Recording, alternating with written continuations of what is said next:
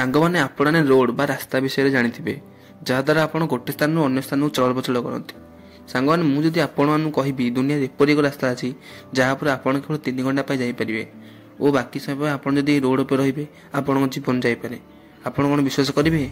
मुझे जानी आप समस्त उत्तर ना आसो कि दुनिया सतरे हीपर एक रोड अच्छी।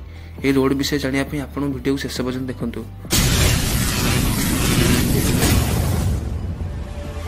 सांगमाने आपण मैंने स्क्रीन में देखुवा ये रोड नाम हूँ प्लासिस डू गोइस रोड। ये रोड फ्रांस अवस्थित जहाँ फ्रांस मेन द्वीपर नोईमाटियर द्वीप को जोड़ी थाए। ये रोड देखा जी सुंदर देखा जाए से खतरनाक होता है कारण ये रोड केवल दिन में 3 घंटा देखा जाए। यापर ये रोड संपूर्ण भाव समुद्र में मिसी जाए जहाद्वारा ये रोड ऊपर 13 फुट पर्यंत पानी बढ़ी जाए।